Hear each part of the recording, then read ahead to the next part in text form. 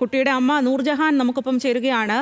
നൂർജഹാൻ, ഏറെ ഗുരുതരമായിട്ടുള്ള ആരോപണം, പരാതിയാണ്. ഇപ്പോൾ കുട്ടിയുടെ ആരോഗ്യനില ഏത് രീതിയിലാണ്? നിങ്ങൾ ഏത് രീതിയിലാണ് പരാതിയുമായി മുന്നോട്ട് പോകുന്നത്? കുട്ടിയുടെ ആരോഗ്യനില എന്ന് പറഞ്ഞാല് കുട്ടിക്ക് കാല് നിലത്ത് വെച്ച് നടക്കാൻ പറ്റില്ല.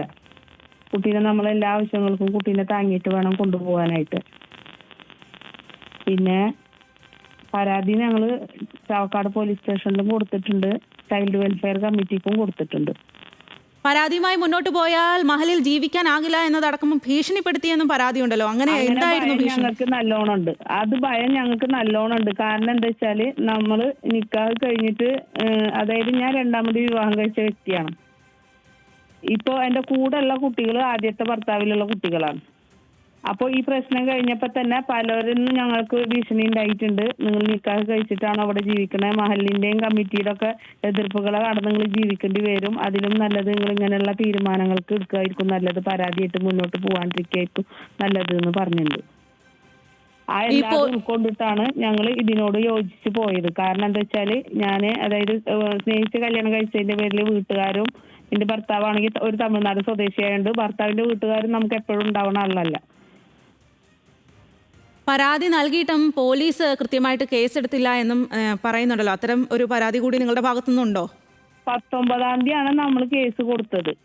ഒരു കുട്ടിയുടെ ഇഷ്യൂ ആയതുകൊണ്ട് ഇത്രയും ലേറ്റ് ആവോ എന്നുള്ളത് നമുക്കൊരു സംശയമുണ്ട്. കാരണം ഒരു അധ്യാപകൻ ഒരു കുട്ടീനെ തല്ലിയിട്ട് ഇത്രയും ഒരു ഇതായിട്ട് അത് ഒരു ഇമ്മീഡിയറ്റ് ആക്ഷൻ ഒന്നും നമ്മൾ കണ്ടിട്ടില്ല. ഇതിൽ കൃത്യമായ നടപടിയുമായി മുന്നോട്ട് പോയില്ല. ഇനി തുടർ നടപടികൾ നിങ്ങൾ ഏത് രീതിയിലാണ്? ഈ പരാതി കുറച്ചുകൂടി മേൽ ഉദ്യോഗസ്ഥർക്ക് നൽകാൻ തീരുമാനമായിട്ടുണ്ടോ? ചാവക്കാടിന് നമുക്ക് അതിന് തീരുമാനമായിട്ടില്ല എന്നുണ്ടെങ്കിൽ ഞങ്ങൾ തൃശ്ശൂർ SP-ക്ക് പരാതി കൊടുക്കാൻ തന്നെയാണ് തീരുമാനം.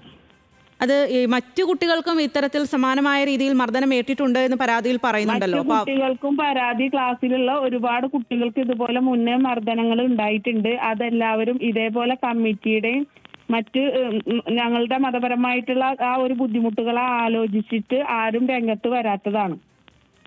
ഒരുപാട് കുട്ടികൾക്ക്, ഈ കുട്ടിക്ക് കിട്ടുന്ന ദിവസം അതേ ക്ലാസ്സിലുള്ള മറ്റ് 2 കുട്ടികൾക്കും, അതും ഒരു വീട്ടിലെ 2 കുട്ടികളാണ്, ആ 2 കുട്ടികൾക്കും ഇതേപോലെ ചെരിപ്പൂരി അടി കിട്ടണതും അതേ ക്ലാസ്സിലുള്ള മറ്റൊരു കുട്ടിയുടെ രക്ഷിതാവ് ഈ കുട്ടീനെ വിളിക്കാൻ വന്ന സമയത്ത് കണ്ടിട്ട് ആ രംഗം, അതായത് അവിടെ നടന്നുകൊണ്ടിരിക്കുന്ന സംഭവം ലൈവായി കണ്ടിട്ട് ആ ഉസ്താദും ഈ വിളിക്കാൻ ചെന്ന കുട്ടിയുടെ രക്ഷിതാവും കൂടിയിട്ട് അവിടെ തർക്കം ഉണ്ടായിട്ടുണ്ട്. നൂർജഹാൻ, ഈ കുട്ടികളെ ഒരിക്കലും ഉപദ്രവിക്കാനോ മർദ്ദിക്കാനോ പാടില്ല. അത് ഏത് തരത്തിലുള്ള വിദ്യാലയത്തിലാണെങ്കിലും അത് നിയമപരമായിട്ടുള്ളതാണ്. അപ്പോഴാണ് ഇത്തരത്തിലുള്ള കാര്യം ഉണ്ടാകുന്നത്. അപ്പോൾ ഇതിൽ മറ്റു കുട്ടികളുടെ രക്ഷിതാക്കൾ കൂടി പരാതിയുമായിട്ട് മുന്നോട്ട് വരാനുള്ള സാധ്യതയുണ്ടോ?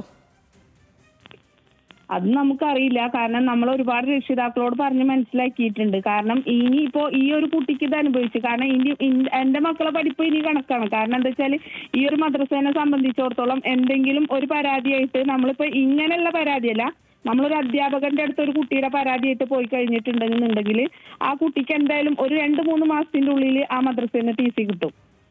അപ്പൊ അതെന്തായാലും എന്റെ മക്കളുടെ ഇനി മതപഠനം എന്ന് പറയുന്ന ആ സ്ഥാപനത്തിൽ നടക്കില്ല എന്നുള്ള കാര്യം ഉറപ്പാണ്. അതുകൊണ്ട് തന്നെ ഒരുവിധ രക്ഷിതാക്കൾ ഇതിനോട് പ്രതികരിക്കാൻ നിൽക്കില്ല. പേടിയുള്ള രക്ഷിതാക്കൾ പ്രതികരിക്കില്ല. പ്രത്യേകിച്ച് ഞങ്ങൾ ജാതിയിൽ മഹല്ല് കമ്മിറ്റി അങ്ങനത്തെ ഇല്ലാതെ മുന്നോട്ട് പോകണമെന്ന് പറഞ്ഞ കുറച്ച് ഇഷ്യൂള്ള കാര്യമാണ്. എന്താ വെച്ചാൽ നമുക്കൊരു കുട്ടിയുടെ നിക്കാഹ് ഉണ്ടെങ്കിൽ, അല്ലെങ്കിൽ ഒരു മരിച്ചിട്ട് കബറടക്കണം എന്നുണ്ടെങ്കിൽ നമുക്ക് മഹല്ലിയായാലും പള്ളിയായാലും ആവശ്യമുള്ള സംഭവമാണ്. അത് തന്നെയാണ് നൂർജഹാൻ. എന്തായാലും ഇപ്പോൾ മാധ്യമങ്ങളിൽ വാർത്തയായ സ്ഥിതിക്ക് ഇതിൽ തുടർ നടപടികൾ ഉണ്ടാകുമെന്ന് നമുക്ക് പ്രതീക്ഷിക്കാം. തൃശൂർ ചാവക്കാട് എടക്കഴിയൂരിലാണ് മദ്രസ അധ്യാപകൻ അബൂബക്കർ 9 വയസ്സുകാരിയെ മർദ്ദിച്ചതായിട്ടുള്ള ഗുരുതരമായിട്ടുള്ള പരാതി. ഇപ്പോൾ കുട്ടിയുടെ അമ്മ നൂർജഹാനാണ് നമ്മളോട് പ്രതികരിച്ചത്. ലെവിൻ K. വിജയനാണ് ഈ വാർത്ത നൽകിയത്. ലെവിനിലേക്കാണ്. ലെവിൻ, ഇപ്പോൾ നൂർജഹാൻ പറഞ്ഞതും അത് തന്നെയാണ്, പരാതിയിൽ പറയുന്ന കാര്യങ്ങൾ തന്നെയാണ് പറയുന്നത്. ഗുരുതരമായിട്ടുള്ള മർദ്ദനം, മറ്റു കുട്ടികളെയും ഇത്തരത്തിൽ മുൻപും മർദ്ദിച്ചിട്ടുണ്ട്. അവർക്കൊക്കെ പേടി, ഭയം കാരണമാണ് പുറത്തു പറയാത്തത് എന്നാണ് പറയുന്നത്. ഈ മർദ്ദനത്തിന് ശേഷം കേസുമായി മുന്നോട്ട് പോകുമെന്ന് പറയുമ്പോൾ ഗുരുതരമായിട്ടുള്ള ഭീഷണിയും അവരുടെ ഭാഗത്തു നിന്നും ഉണ്ടായി എന്ന് പറയുന്നു. പോലീസ് ഇതിലെന്താണ്? പോലീസിന്റെ ഒരു അനാസ്ഥ എങ്ങനെയാണ് ഇവിടെ ഉണ്ടായത്? സ്വാതി, നമുക്ക് മനസ്സിലാക്കാനായിടത്തോളം കാലം ഇത് ചാവക്കാട് പോലീസ് സംഭവത്തിൽ ഇതുവരെയും കേസെടുക്കുകയോ FIR രജിസ്റ്റർ ചെയ്യുകയോ ചെയ്തിട്ടില്ല എന്നുള്ളതാണ്.